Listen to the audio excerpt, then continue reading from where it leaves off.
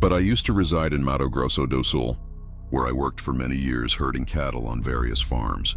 I preferred working at night, because it was calmer and I avoided the scorching sun of the entire day.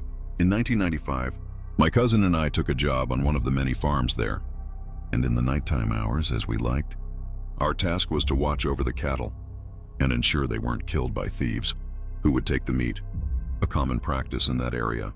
Since the owner had already lost a significant number of animals, he decided to hire some men to double the watch.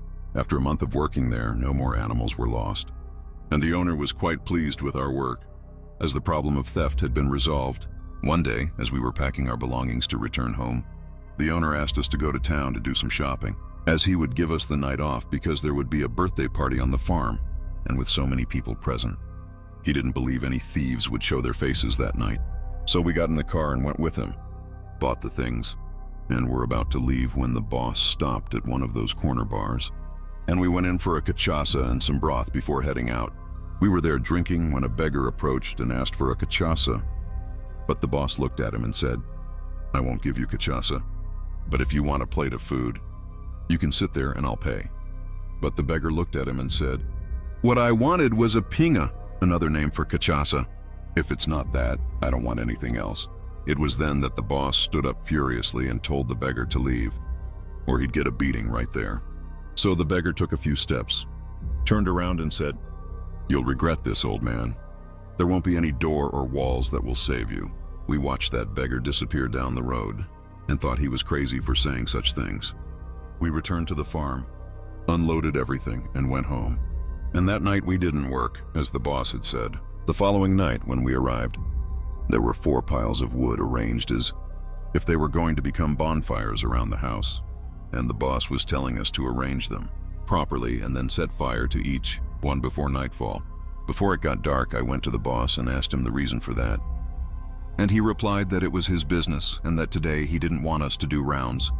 We were just going to stay here on the porch of the house. We found it strange, but since he was the boss, we did as he asked. When night came, the bonfires were very high, and the fire illuminated everything around the house. Around 10 o'clock at night, the boss came out and seemed worried about something, looking from one side to the other as if at any moment something would appear. He glanced at us quickly and muttered something unintelligible. I felt a strong urge to ask about the purpose of the bonfires, but the way he spoke showed how important it was for us to do things the way he was asking. We spent that entire night feeding the fire, and every time it seemed to be getting lower, I would go to the back room and get more wood, and we stayed like that for about 15 nights, including on our days off, because the boss had doubled our daily pay just for us to stay there. Since he was paying well, we went even without understanding the reason for all that. One night around 3 in the morning, the boss came out of the house with a gun in his hand and looking all around, as I already had a great desire to ask why the bonfires. When he approached, the question came out almost unintentionally. "Boss, why these bonfires around the house every night?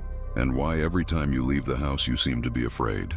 He stopped for a moment, sat down in a chair, and said, "You know that night I gave you off? I had my wife's birthday party and some friends were here. They stayed until about 11 o'clock, and after they left, my family went in, and I stayed talking to the watchmen who do the rounds further down. After they left, I sat in this chair I'm in now, lit a cigarette, and smoked for a bit. In that, I ended up falling asleep, I think, for about half an hour. Then I got up to go to the door and started hearing something running very fast in the woods, as if it were a big bull running away from something. I opened the door and stood looking to see what it was. Only the noise stopped. It simply stopped when I looked, but I kept trying to see what it was. That's when I saw coming out from near the fence a large, black creature that was looking in my direction and walking slowly. Only suddenly it started running towards where I was, and I quickly went inside the door and ran to get the shotgun that I leave hanging near the window. Only when I realized the creature was walking on the porch, exactly here where I'm telling you this story, you could hear the tired breathing of the creature, which until then I had no idea what it was. It wasn't any bull or cattle thief. It was gigantic and growled with every step it took.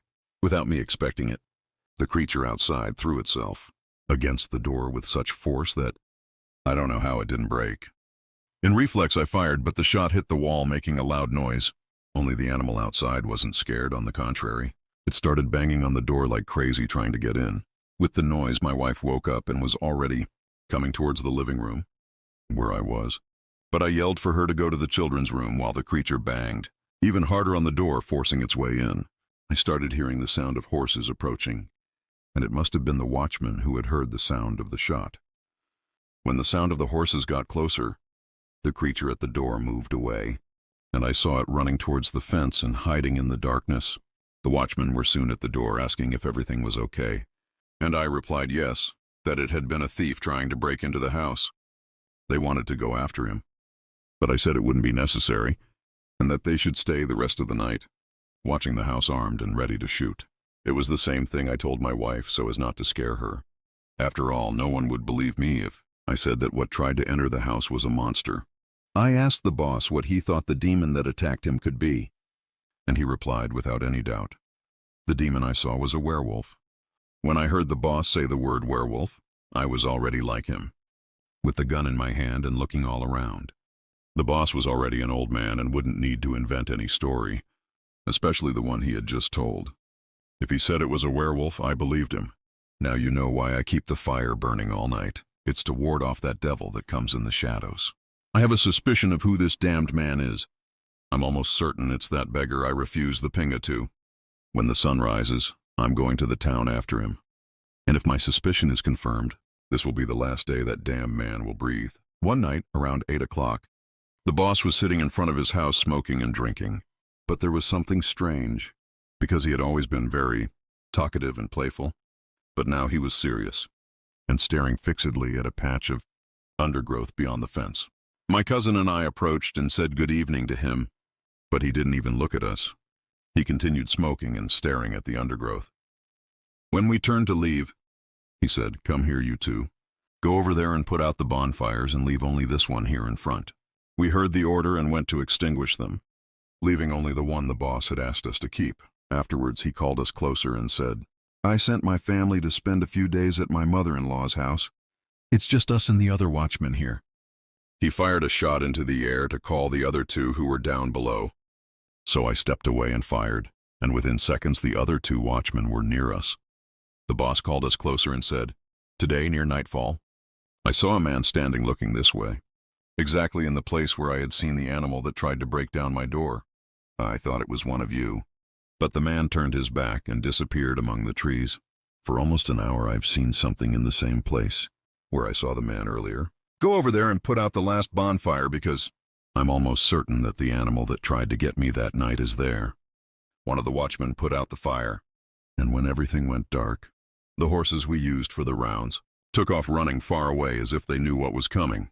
The boss ordered us to get our weapons and go to where he thought the animal was, because it wouldn't be able to attack 5 men at the same time. So, with weapons in hand, we started walking towards the fence. With every step I took, my heart beat faster because if it really was a werewolf there, we couldn't hesitate. We got very close to the fence, but the trees wouldn't let us see anything. So the boss said, "Let's go back. I'm not going to risk anyone's life in this darkness. If it's here, it will surely try to attack us sooner or later." We turned to go back to the house when we heard a loud growl coming from the trees. "Look, I'm going to tell you something. You can be brave, have the best weapon, and be experienced in difficult situations. But when that creature growls, there isn't a man in the world who isn't afraid." The animal let out a growl so loud that it made the 5 of us standing there shake in our boots.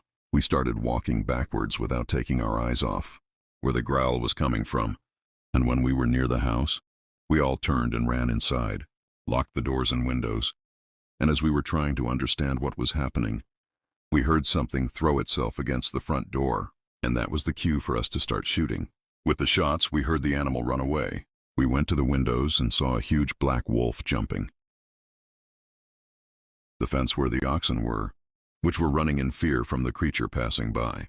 I was in shock at the scene before me, because you think these things are just legends, stories that people tell, that there's always some explanation. But when you see with your own eyes the monster I saw, you realize how fragile you are. We were 5 armed men inside a seemingly safe house, and it almost got in, but that's not the end of the story yet. In the morning, we went with the boss to buy a new door, because the one on the house was destroyed by the shots we had fired at the animal. We stopped and the boss went inside to buy the door, and we waited for him in the car. But when I turned around, there was the damned beggar drinking broth sitting at a table. I ran and told the boss, who quickly came to see if it was really him. Then he said, "Let's wait for him to finish and then we'll get him." It was then that a friend of ours came near the car where we were lying in wait for the beggar. He looked at us and said, "Did you hear about the bar owner? It seems he took 2 shots, one in the shoulder and the other in the leg. This morning, 2 boys saw him in just his trousers and with these injuries in front of his bar. He was rushed to the hospital, but it seems he's not in any danger." We looked at each other somewhat in disbelief. Could the bar owner have been the creature we had shot at the night before? There wouldn't be another explanation. Everything fit together to be him. It was then that I went over to where the beggar was, but without attracting attention. Then I pretended to be surprised and said, "Look who's here, I haven't seen you in ages." "Were you away? Were you sick?"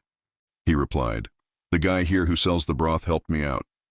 He let me stay in the little room he has in the back while I got better. But I'm much better now." I wished him well and went back to the car.